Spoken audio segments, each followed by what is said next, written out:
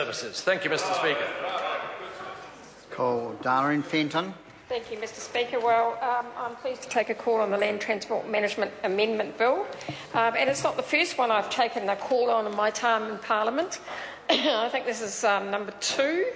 And also there was the Public Transport Management Bill Act that the Labor government implemented as well, which this bill actually repeals, as I understand it.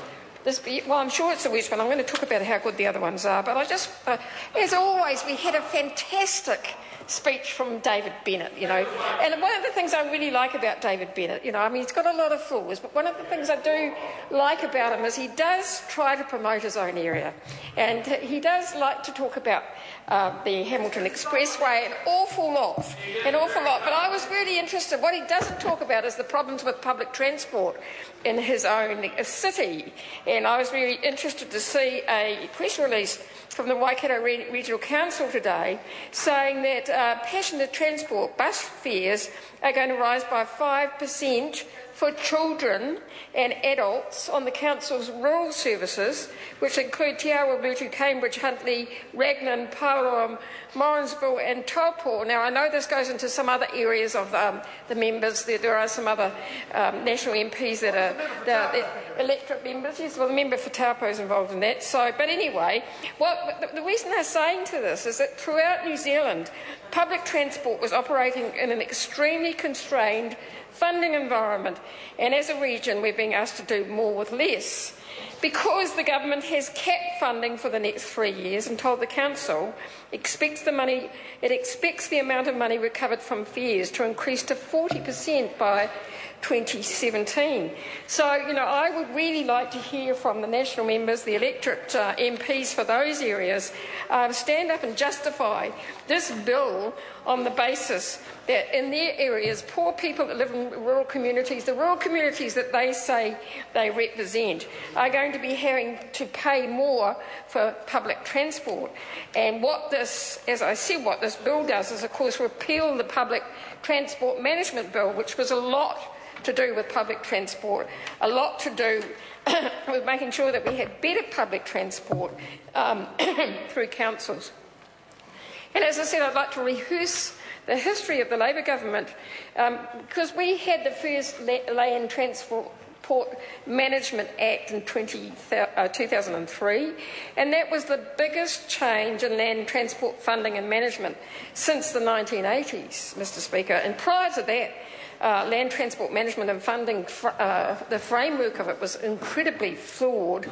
There was no strategic direction.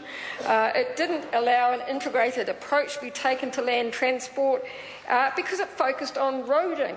And hello, here we are back at the beginning again.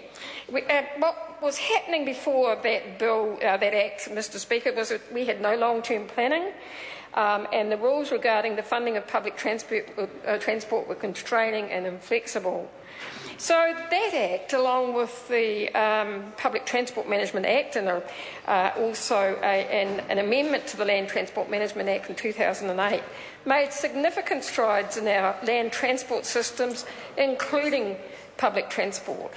And one of the significant things about the Land Transport Management Act was hypothecation.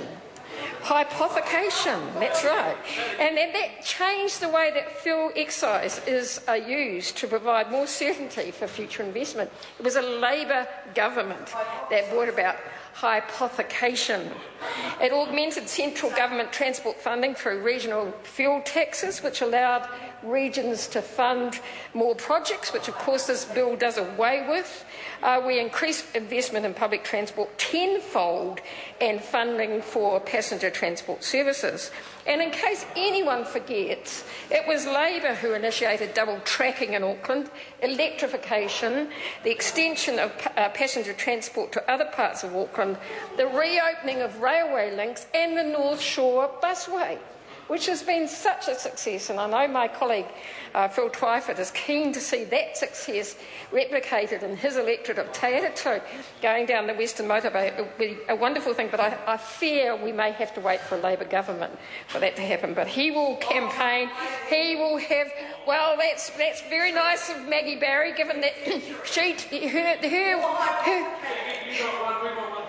that's right. That member's electorate has one, so why can't West Auckland have one? And if they weren't such an ungenerous government, they would consider that. So this bill undoes much of that really good work that was done over several years under a Labor government under some fantastic transport ministers, including the Honourable Anna King and others. And instead it's being framed as being about streamlining, increasing value for money, but all it does is open the door for borrowing for more state highways, tolling and PPPs. It's also about increasing central government control over the transport system and making sure that local people have almost no say, and sharpening the focus on economic efficiency by removing social and environmental criteria. And all you have to do, Mr Speaker, is have a look at the difference in the purpose statement under this proposed bill, where under the previous bill there were a number of things, and my colleagues have gone through them. They were under the previous purpose, it had to give effect to the GPS, it had to be affordable, integrated, safe, responsive, sustainable, had to assist economic development, safety and personal security, access and mobility. I haven't heard the word mobility and access mentioned at all tonight. Doesn't matter, does it? Protect and promote public health, ensure economic sustainable, social responsibility. Public transport is a public good, and transport and access to transport is also a public good. And environmental responsibility. I would have thought in this time, in 2012, even a national government could bring itself to say the words environmental responsibility. And instead what we have is a purpose statement that's reduced to so-called streamlined project level decision-making criteria. Three things: give effect to the GPS, be effective and be efficient. What a disgrace. Well, yeah, what? Oh, does Jerry want it? Well, that seems to be the only criteria that we've had for all of the roads of national significance. And of course the government's realised that those roads are far too expensive and they're going to have to borrow to pay for them. And they just will not accept that some of the decisions they've made around those are just ridiculous. And this bill, I suppose you could almost call it the Jerry Brownlee / Stephen Joyce justification for roads of national significance, a gerrymandering bill, which is all about sort of post facto. Yes, that's the one. Justification for a real disaster, a disaster of a policy, which is seeing gold-plated roads being built up and down the country, that smell of bitumen in the minister's nostrils. And what this bill is about doing is justifying the policy, the roads of national significance, doing away with the very balanced approach that we had under the previous Land Transport Management Act and the Public Transport Management Act, doing away with a balanced approach to transport, doing away with important things like reference to integrated transport, coastal shipping and rail. The only thing that seems to matter to this government is that everything has to go by road. It's so short-sighted, and it so 50s, that's right, so last century, as one of the ministers said once. And I think that it is a disgrace, Mr Speaker.